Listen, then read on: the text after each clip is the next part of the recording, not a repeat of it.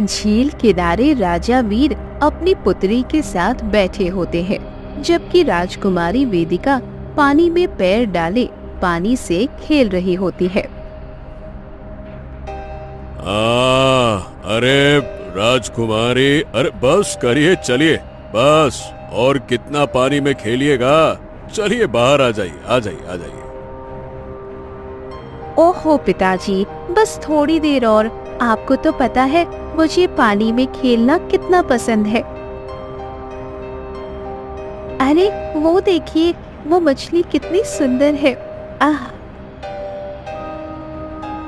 अभी राजकुमारी वेदिका उस मछली को देखकर ये कह रही होती है कि अचानक वो मछली उन्हें काटने के बाद अपने असली अघोरी रूप में आ जाती है। हाय हाय हाय हाय हाय हाय हाय, आज से पहले मैंने इतनी सुंदरता कभी नहीं देखी। महाराज, क्या क्या ये आपकी पुत्री है? हाँ, लेकिन तुम कौन हो? तुम तो एक मछली थी ना। ये अघोरी का अचानक से तुम्हारा रूप कैसे बदल गया?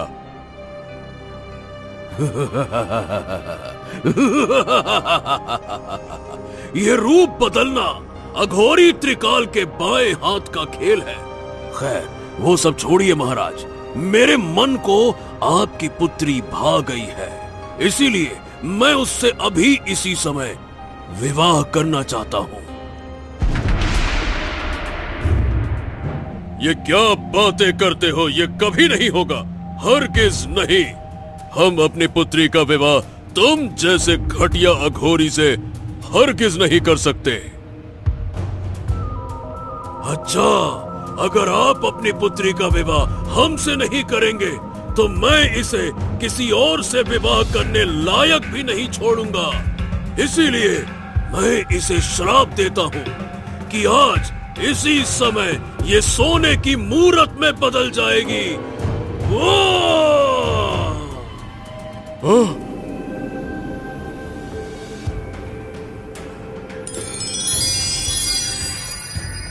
और फिर अघोरी त्रिकाल के श्राप देते ही राजकुमारी वेदिका तुरंत वहीं पर सोने की मूर्ति बन जाती है। और ये देख राजा रोते हुए त्रिकाल अघोरी के सामने गिड़गिड़ाते हुए कहते हैं, अरे नहीं नहीं नहीं नहीं नहीं। अघोरी, अघोरी, तुम मेरी पुत्री को पहले जैसा कर दो, इसे ठीक कर दो, अपना श्राप वापस ले लो। अरे चाहे तो हमें मूर्त बना दो, मगर हमारी पुत्री को ठीक कर दो, ठीक कर दो, ठीक कर दो, उसे ठीक कर दो।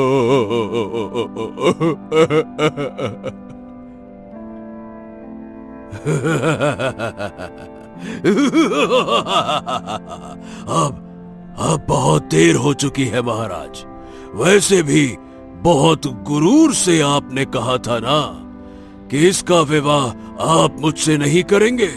खैर, अब जो 3 सवाल की पहेली को सुलझाएगा वही राजकुमारी वेदिका को इस श्राप से आजाद कर सकेगा, वही आजाद कर सकेगा।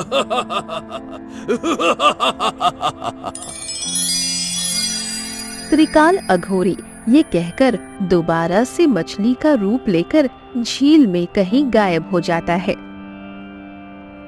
जबकि राजा अपनी पुत्री को सोने की मूरत बना देख रोते हैं। और फिर मंत्री जी से कहते हैं, मंत्री जी, सारे राज्य में ऐलान करवा दीजिए कि जो भी मेरी पुत्री को बचाने के लिए 3 पहेलियों को हल करेगा, इनाम में हम उसे राज्य का राजा बना देंगे। जी महाराज, मैं अभी जाता हूँ। ठीक है। और फिर मंत्री जी ये कहकर राज्य में जाते हैं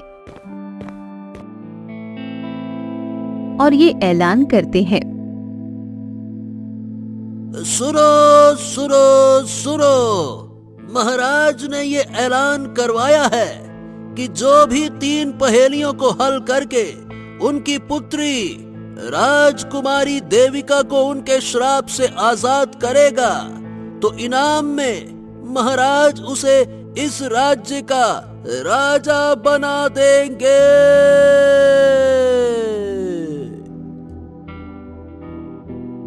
क्या बात कर रहे हैं? सही में? माने राजा जीत कोई 3 पहेली सुलझाने वाले के किसी भी इंसान को राज्य का राजा बनाइए देंगे? हाँ हाँ बिल्कुल, लेकिन जो उस 3 पहेली को सुलझा पाएगा इनाम उसी को मिलेगा, और जो नहीं हल कर पाएगा बदले में उसको मौत मिलेगी। ये भी ध्यान रखना। हाँ। अच्छा, तो ऐसी बात है तो ठीक है। वैसे मेरे ख्याल से इतनी कोई कठिन परीक्षा नहीं होगी, इसीलिए हम अभी महाराज के पास जाते हैं। और फिर वो लोग मंत्री जी के साथ जाते हैं और महाराज से कहते हैं, प्रणाम महाराज, मैं आपकी तीनों पहेलियों को हल करने के लिए तैयार हूँ। अच्छा, ठीक है, लेकिन तुम जानते हो अगर तुम नहीं सुलझा पाए तो बदले में तुम्हें मौत मिलेगी। हाँ हाँ जी महाराज, क्या समस्या है? एक दिन तो जाना ही है, लेकिन हाँ, मुझे खुद पर विश्वास है, मैं उन तीनों पहेलियों को हल कर सकता हूँ। अब बताइए, मुझे उन पहेलियों को हल करने के लिए कहाँ जाना होगा? ठीक है, तो सुनो, तुम्हें दिव्य लोक जाना होगा। वहां तुम्हें एक बूढ़ा आदमी मिलेगा जो तुम्हें 3 पहेलियों के बारे में बताएगा। ठीक है महाराज, मैं अभी दिव्य लोक जाता हूँ। ठीक है। और फिर भोला वहाँ जाता है। जब सामने उसे एक बूढ़े काका नजर आते हैं जो कहते हैं, तो तुम हो जो मेरी 3 पहेलियों को सुलझाने के लिए आए हो? हाँ काका, हैं तो हम ही। बताइए काका, आपकी 3 पहेलियां क्या हैं, जिसे मैं जल्दी से सुलझा सकूं? और फिर जल्दी से क्या है, मुझे राजा भी बनना है ना, बहुत सारा काम है, राज्य भी संभालना है। चलिए, राजा बनने के बाद बहुत सारी जिम्मेदारी भी तो होगी मुझ पर, इसीलिए जल्दी से पूछिए। चलिए, आधा राजा तो बन ही गया हूँ, बस जवाब देके सीधे गद्दी संभालूंगा। बताइए, मन पूछिए, आप पूछिए।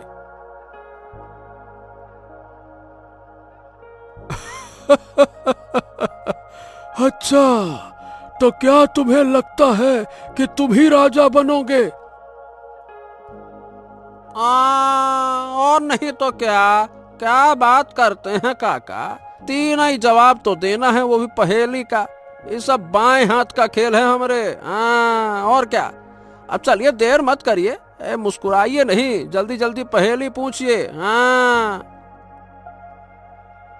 अच्छा ठीक है, तो सुनो।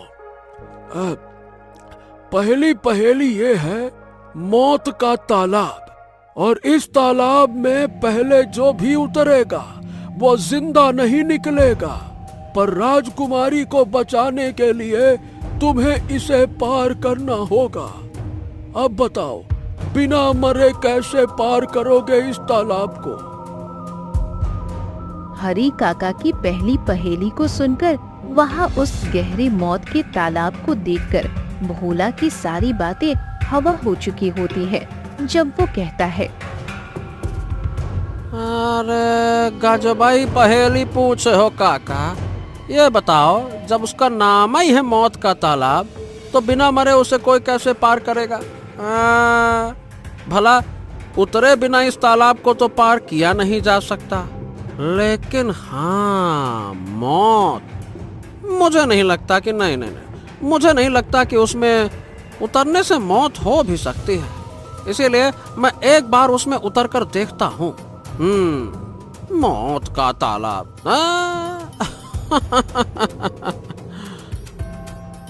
और फिर भोला हंसते हुए उस मौत के तालाब में जैसे ही अपना पैर डालता है कि अचानक वो तालाब उसे अपनी तरफ खींच लेता है।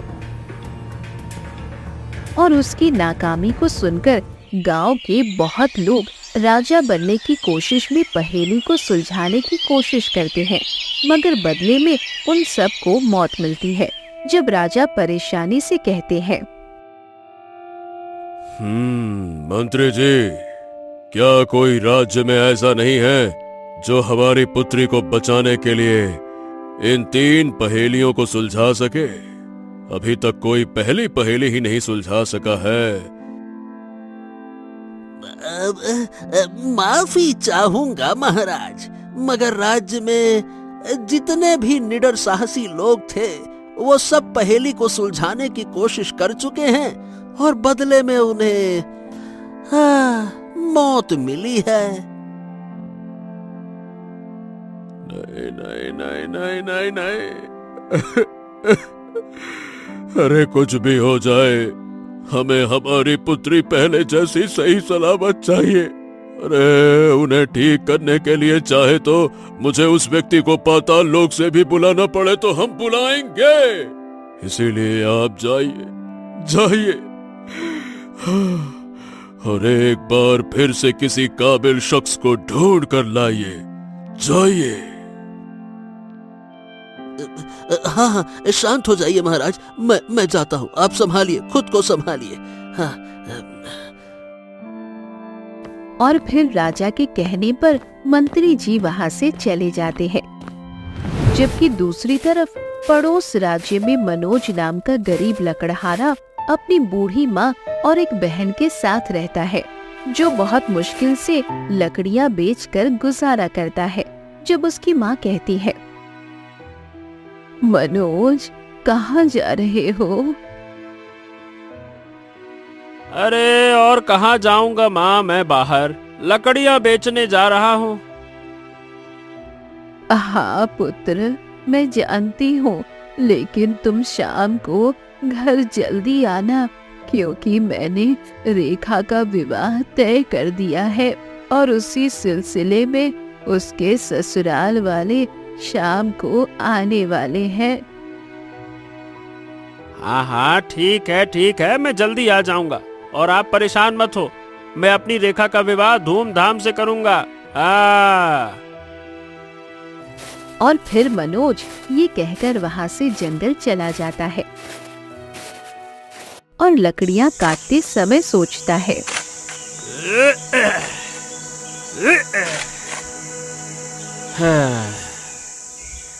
कसम से मैंने माँ से वादा तो कर दिया है, लेकिन इतना पैसा मैं लेकर आऊं कहाँ से जिससे मैं रेखा का विवाह कर सकूं।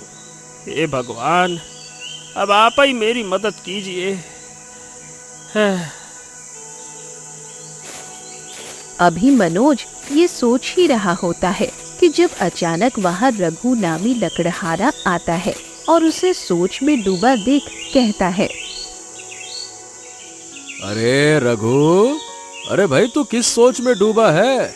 लकड़ियां काटते काटते सपनों में महलों के राजा तो नहीं बन गए हैं? क्या भाई? अरे हाँ, अरे नहीं तो रघु भाई, बस यूं ही लकड़ियां काट रहा था तो कुछ याद आ गया। अच्छा, याद आ गया। आहा, वैसे एक बात तो बताओ, आजकल तुम्हारी कमाई कैसी हो रही है? अरे क्या खाक कमाई हो रही है, क्या ही बताऊं भाई, एक लकड़ी बिक जाए तो वही बड़ी बात है। हाँ, वैसे कहते तो सही हो। खैर, तुम सुंदरगढ़ जाकर कोई दूसरा काम क्यों नहीं तलाश करते हो सकता है वहां जाकर तुम्हें कोई अच्छा काम मिल जाए। मेरे ख्याल से पहले भी तुम वहां जा चुके हो ना? सुंदरगढ़ का नाम सुनकर मनोज एक गहरी सोच में चला जाता है और उसकी आंखों के सामने पिछले कुछ सालों पहले का दृश्य घूमता है।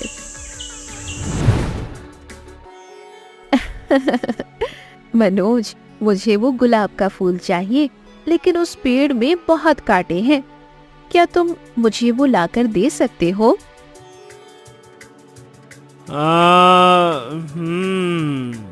कांटे हैं तो क्या हुआ राजकुमारी, मैं अभी आपको वो गुलाब का फूल लाकर देता हूँ। रुकिए रुकिए।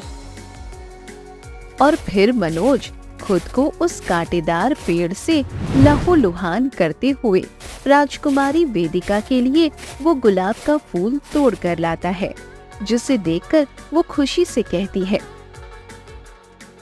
ओह मनोज, तुम कितने अच्छे हो। सच कहो तो मुझे जितने तुम अच्छे लगते हो, शायद ही कोई अच्छा लगता होगा इस दुनिया में। क्या क्या क्या अरे क्या बात करती हैं राजकुमारी, मैं आपको अच्छा लगता हूँ?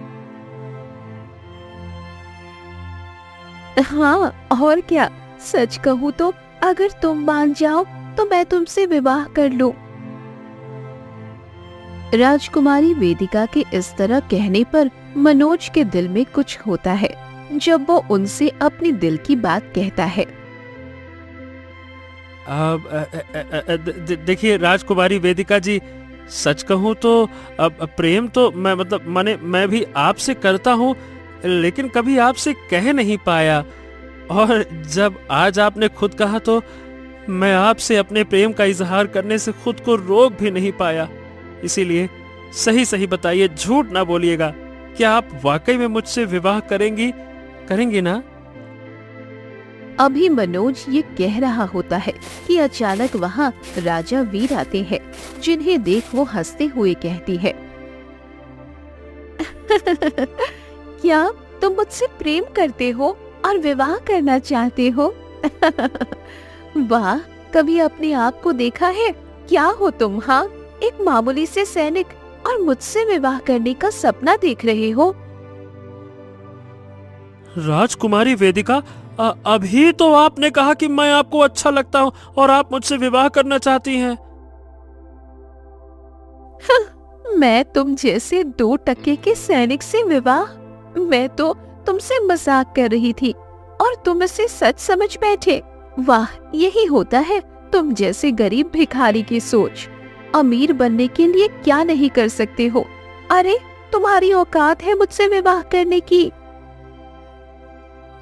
राजकुमारी वेदिका के इस तरह कहने पर राजा भी गुस्से से कहते हैं, पुत्री, इन नीच चालबाज लोगों का यही काम है। खैर, चले जाओ यहाँ से, इससे पहले कि हम तुम्हें कोई बड़ी सजा दें, क्योंकि हम अपनी पुत्री का विवाह तुम जैसे 2 टके के नीच इंसान से नहीं, बल्कि किसी राजकुमार से करेंगे, जिसके साथ हमारी पुत्री की जोड़ी जचेगी। समझे? निकलो यहाँ से। राजा और राजकुमारी वेदिका के इस तरह बेइज्जत करने पर मनोज चुपचाप अपने राज्य वापस आ जाता है। ओ मनोज, ओ भाई, कहाँ भाई, किस सोच में गुम हो गए? अरे नहीं, कहीं नहीं रघु भाई, बस ऐसे ही। हाँ, अच्छा, ठीक है, चलो भाई, तुम लकड़ियां काटो, मैं चलता हूँ, है ना?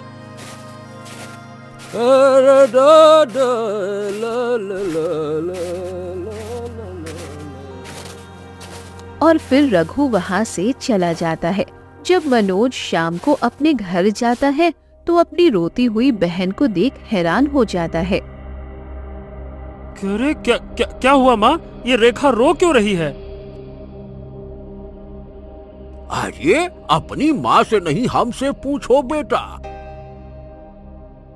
हाँ माने काका, क्या बात है, बताइए ना। अरे मनोज बेटा, हमने बस इतना कहा कि भाई दहेज में तुम लोग एक बैलगाड़ी और 1 बीघा जमीन दे दो, तो तुम्हारी माँ को ये बहुत ज्यादा लगता है। अब बताओ भला, इत्तू सा तो हमने कहा। अब तुम भी तो देखो बेटा, ये सब तुम लोग किसको दोगे? अपनी बेटी को ही दोगे ना। और वैसे भी आज अगर ये कुछ चीजें दोगे तो हमारा बेटा सारी उम्र के लिए तुम्हारा भी तो हो जाएगा ना, ये भी तो सोचो। काका, आप ये क्या कह रहे हैं? आप तो जानते हैं कि हमारी हालत ऐसी नहीं है कि हम रेखा को कुछ दे सकें। ये भी तो देखिए ना। हाँ तो ठीक है, जब नहीं दे सकते तो बुलाते काहे के लिए हो? अरे जब औकात ही नहीं है देने की तो अपनी बहन का विवाह कर ही क्यों रहे हो? नहीं तो चलो सब यहाँ से चलो, इन भूखे नंगे लोगों के पास कुछ भी नहीं है। अरे आएंगे और बड़े रिश्ते आएंगे, चलो। कुछ नहीं दे सकते। हरिया मनोज की गरीबी का मजाक बनाकर अपने परिवार को लेकर वहाँ से चला जाता है, जबकि मनोज इतनी बेइज्जती देखकर अपने मन में एक फैसला करने के बाद अपनी माँ से कहता है, अच्छा माँ, मैं सुंदरगढ़ जा रहा हूँ। शायद इस बार भगवान को मुझ पर दया आ जाए और मैं इतना काबिल बन सकूं कि हमारी गरीबी को मिटा सकूं। जाता हूँ मैं। मनोज ये कहकर वहाँ से सुंदरगढ़ जाने के लिए निकल जाता है, जबकि दूसरी तरफ राजा मंत्री जी से कहते हैं, मंत्री जी, क्या सारे निडर साहसी बुद्धिमान लोग मर गए हैं क्या, जो एक पहेली को हल करके मेरी पुत्री का श्राप नहीं खत्म कर सकते? महाराज माफ कीजिएगा, लेकिन अब हमारे राज्य में ऐसा कोई नहीं जो राजकुमारी को उनके श्राप से मुक्ति दिलवा सके, क्योंकि जिन जिन ने ये कोशिश की बदले में उन्हें मौत मिली, और ये देखकर सारे गांव के लोग डर से पीछे हट चुके हैं। माने महाराज, अब कोई भी राजकुमारी की मदद करने को तैयार नहीं है। ऐसा नहीं हो सकता, नहीं। मंत्री जी, किसी न किसी को तो मेरी पुत्री को बचाना होगा ना, वरना मैं इस पूरे राज्य को बर्बाद कर दूंगा मैं। अच्छा ठीक है, शांति रखिए महाराज। ठीक है, मैं फिर से कोशिश करता हूँ, आप गुस्सा ना करें। हाँ। मंत्री जी ये कहकर वहाँ से चले जाते हैं और गांव में दोबारा ऐलान करना शुरू कर देते हैं, जिसे सुनकर सारे गांव वाले आपस में बातें करते हैं। जबकि 3 दिन से भूखा प्यासा मनोज काम की तलाश में उन लोगों के पास जाकर कहता है, भाई, क्या मुझे यहाँ काम मिल सकता है क्या?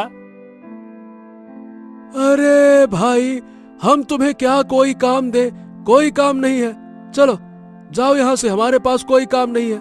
अच्छा सुनो, ये बताओ हो कौन तुम, क्योंकि मैंने तुम्हें पहले तो नहीं देखा। हाँ, मैं पड़ोस के गांव से यहाँ काम की तलाश में आया हूँ और अब 3 दिन से भूखा प्यासा हूँ, लेकिन ना मेरे पास रहने को जगह है, ना खाने को कुछ, इसीलिए मुझे कोई तो काम दे दो। देखो भाई, नहीं, हमारे पास कोई काम नहीं है। वैसे भी हम लोग खुद ही परेशान हैं। एक तो महाराज ने हमारा खाना दाना सब रोक रखा है,